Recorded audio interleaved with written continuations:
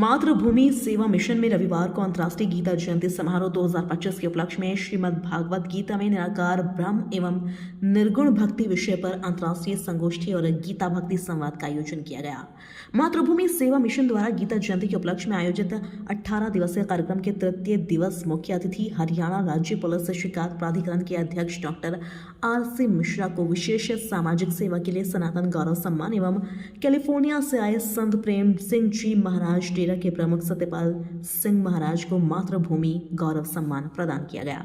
कार्यक्रम में डॉक्टर भीमराव अंबेडकर राष्ट्रीय विधि विश्वविद्यालय की पूर्व कुलपति doctor Archana Mishra, America, Bhutan, Mauritius, Canada, Australia और नेपाल के प्रतिनिधि गीता भक्ति संवाद कार्यक्रम में सम्मिलित हुए। मातृभूमि सेवा मिशन के संयोजक डॉक्टर श्री प्रकाश मिश्र ने अतिथियों का स्वागत करते हुए अंतर्राष्ट्रीय संगोष्ठी एवं गीता भक्ति संवाद का विषय प्रतिपादित किया। मुख्य अतिथि के रूप में हरियाणा राज्य पुलिस शिकायत प्राधिकरण के अध्यक्ष डॉक्टर RC मिश्रा ने कहा कि गीता ज्ञान सार्वभौमिक, समसामयिक और सार्वकालिक है। श्रीमद् भागवत गीता में निराकार ब्रह्म एवं निर्गुण भक्ति विषय पर बोलते हुए उन्होंने कहा कि गीता धर्म और आध्यात्म के रहस्यों को समझने और ईश्वर की प्राप्ति के निमित्त एकमात्र ग्रंथ है। डॉक्टर RC मिश्रा ने श्रीमद् भागवत गीता के अध्यायों की व्यवहारिक व्याख्या की और उन्हें अपने जीवन में धारण करने की प्रेरणा दी। उन्होंने कहा कि गीता मोक्ष की प्राप्ति का मार्ग प्रशस्त करती है। कार्यक्रम की अध्यक्षता संत प्रेम सिंह जी महाराज डेरा के प्रमुख सत्यपाल सिंह ने की और कहा कि गीता का जानना और मानना आवश्यक है। गीता के सभी 700 श्लोक मनुष्य के प्रश्नों, जिज्ञासाओं का समाधान बताते हैं। कहीं ना कहीं मैं समझने में गलती कर रहा हूँ, फिर भी जो कुछ मैं कर सकता हूँ मैंने किया। जितनी मेरी योग्यता है वो हमको करना चाहिए। मैं इसे सबको बोलता हूँ कि इस संसार में जब हम आए हैं तो यहाँ इसलिए नहीं आए कि हम सब कुछ छोड़ के बैठ जाएं। परमात्मा ने शरीर दिया, परमात्मा ने जीवन दिया है, इसलिए दिया है कुछ करने के लिए। कुछ करने के लिए जो जीवन दिया है तो ये समझ लो करना तो जरूरी है, कर्म करना तो जरूरी है। हम कर्म करना छोड़ नहीं सकते, इसलिए हमको शरीर दिया है, भोजन चाहिए, सांस ले रहे हैं तो कर्म हो रहे हैं, कर्म तो होंगे ही।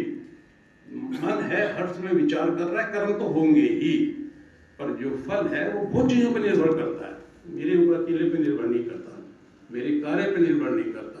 मैं ठीक प्रकार से जा रहा हूँ, उधर से दूसरे आदमी ने आके एक्सीडेंट कर दिया। कितने एक्सीडेंट ऐसे होते हैं जिसमें मेरा अपनी कोई गलती नहीं।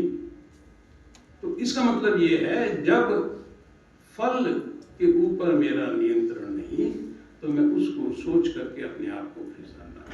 तो क्या कहा, कर्म करो पर कम से कम फल की इच्छा को छोड़ दो। अब अगर ये भी नहीं कर सकते तो जैसे मैंने कहा फिर तो वही रास्ता है, सुख और दुख। एक दिन इस शरीर का अंत होगा और फिर दूसरी योनि तैयार है मेरे लिए। जो कुछ मैंने किया है उस योनि में जाकर के मेरी आत्मा जाएगी, प्रभु के पास नहीं जाएगी, क्योंकि प्रभु के पास जाने की मैंने तैयारी नहीं की। जब मैं गीता को देखता हूँ, विजय भाई समय का ध्यान दिया पड़ा।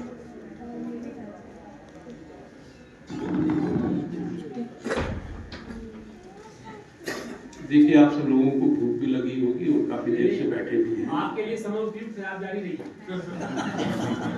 आप थोड़ा देर से खा लीजिए। फिर भी देखिए ऐसा है कि मैं, हमारे चाचा जी थे बहुत अच्छे वक्ता थे, मैं तो इतना अच्छा वक्ता नहीं हूँ। तो उनके साथ क्या था कि वो सत्संग कर रहे हैं, प्रवचन कर रहे हैं, हमको लगता था अब समाप्ति की तरफ है। उसके बाद वो फिर लय में आ जाते थे और एक बार फिर दोबारा लय में आ गए तो दूसरा आधा घंटा, और कई बार 2.5 घंटे भी हो गए हैं, 3 घंटे भी हो गए हैं। लोग थक गए हैं बैठे बैठे। और वो जब प्रभु में लीन होकर के बातें करते थे तो उनको, यहाँ कई सत्संगी बैठे हैं उनको इसका अनुभव है। पर मेरा प्रयास ये रहता है, क्योंकि मेरा ये मानना है कि हमारे सुनने की, समझने की एक सीमा है। जब 30 से 40 मिनट से ऊपर मैं अपनी बात करूंगा तो वो मोनोटोनस हो जाएगी और फिर लोग उसको सुन नहीं पाएंगे। तो मैं इसलिए उसको अवॉइड करता हूँ। हाँ जी, वो सारी चीज बोल रहे हैं। फिर भी मैं एक छोटी सी बात जो मैं गीता से अपने जीवन में लेके चलता हूँ, मैं आप लोगों के साथ शेयर करूंगा। बातें बहुत हैं, कितनी देर बोलते रहिएगा। जब भी मैं